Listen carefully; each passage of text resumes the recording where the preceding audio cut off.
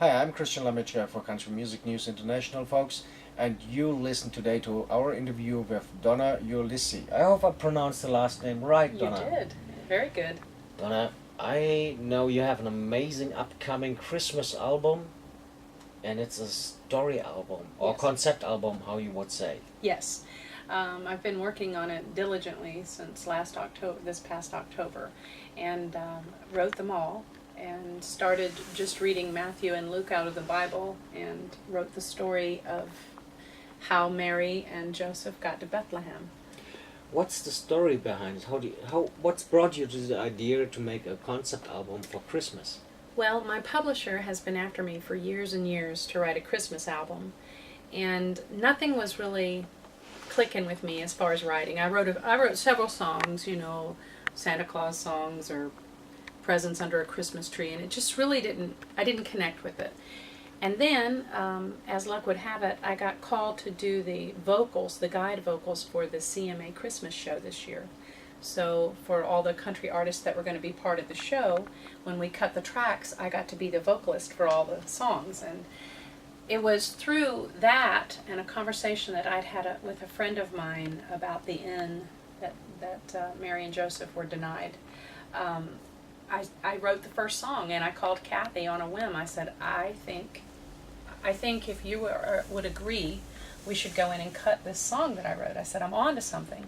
And by the time that my publisher agreed to cut the song, I had written another one. So we ended up recording 2 songs in October, had them released by November, and the welcome that we had from radio was incredible.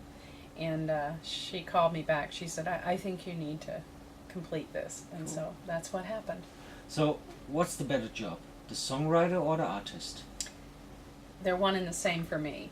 I think as far back as I can remember, I had a deal on Atlantic Records in the early 90s. And I was not writing songs then. I was capable of it. They just didn't promote that part of my artistry. And I really feel like I didn't have anything to say with the songs that I recorded. I didn't have a real connection with them. And so even on stage, I found it awkward to talk about someone else's song. There are a lot of artists that can do that and make them their own. Trisha Yearwood being a really good example of owning someone else's song. But me, I wasn't good at it. And once I found my way into the songwriting world, it really defined me as an artist. So really, it's one and the same for me. I found out that an artist who is a songwriter too is a little bit more creative.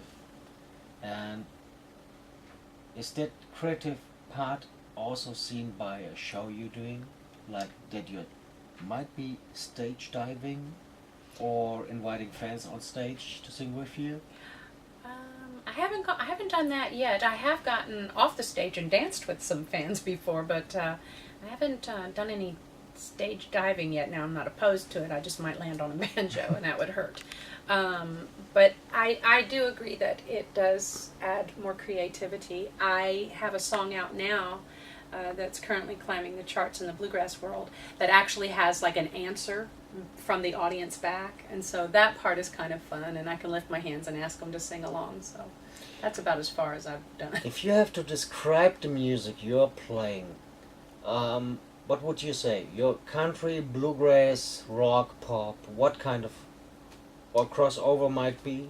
I say that probably the roots and nuts and bolts of me are still probably country as far as the way that I deliver a song. But I'm using bluegrass instrumentation. I'm writing in that vein these days. So I'm writing a little Americana, folk, bluegrass, and country, and using the bluegrass instrumentation and finding that I really connect with the audiences. They really like what I'm doing. It's what I should have been doing all along. Let's come back to the Christmas album. The story is The Way to Bethlehem. Yes. So that's a nice idea. So when you come out then with the next album, would it be a concept album then too? Might be like what happens then after Bethlehem? That's an interesting thought. A little part of me with this will be the 5th album that I've done for the bluegrass genre. A little part of me always writes a concept album. Sort of, I'm a writer that writes what they know. So whatever I'm going through at the time when I'm getting ready for the album tends to be the songs that are on the album. This one, from beginning to end, has been a real blessing. It's been a real joy to write. And I didn't want it to end, so maybe I'll use your idea and write an Easter album. What happens to Christ afterwards? Well, if it works, then I get some percentage. Yeah. I hope so. but tell me, I know it is. Where exactly is the difference between writing songs in Nashville and outside of Nashville? Because some people told me every time, Christian, there is a difference. And so long time I'm now dealing with country music and talking together with songwriters, I found nobody who could exactly explain me what the big difference is. Well, it's like being a painter in France. I think everyone has this notion that our town, Nashville, Music City, is filled with singers and great players, and they are. There's lots and lots of great singers and great players. What they're really filled with are songwriters. This is really a songwriting mecca here, and I think what it does is feed the songwriter soul. Everywhere you go, there are these wonderful things called songwriter rounds, where you hear 4 or 5 songwriters in a round, and they're singing their own songs, and they're telling the stories behind the songs. And if you're a songwriter in this town, it almost becomes feverish. It almost becomes so compelling and undeniable. And I don't know how different it is writing in other towns, because I haven't experienced that. I just know that in this town, it's a serious business here. People do it. It's a 9-to-5 job. You get your notebook and your computer ready for a 10 o'clock writing session, and it ends at 5 and you have a song. And that happens every single day for the serious writer here. And it's very promoted here because there's publishing houses and great publishers like my great publisher, who encourages the writing, seeks other co-writers for me. It's a 9-to-5, 5-day-a-week job. So Donna, when fans and friends like to keep up to date with you, what they have to do? The best way is to go on DonnaUlisse.com. That's DonnaUlisse.com.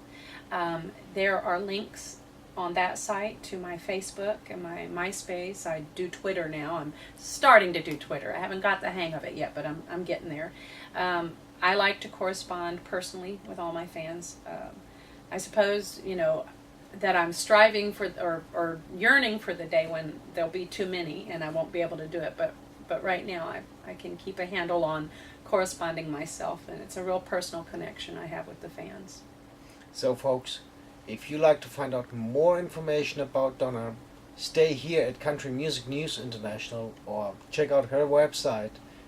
And talking to you soon. Have a good one, good night, good morning, wherever you are. Stay with us here at Country Music News International.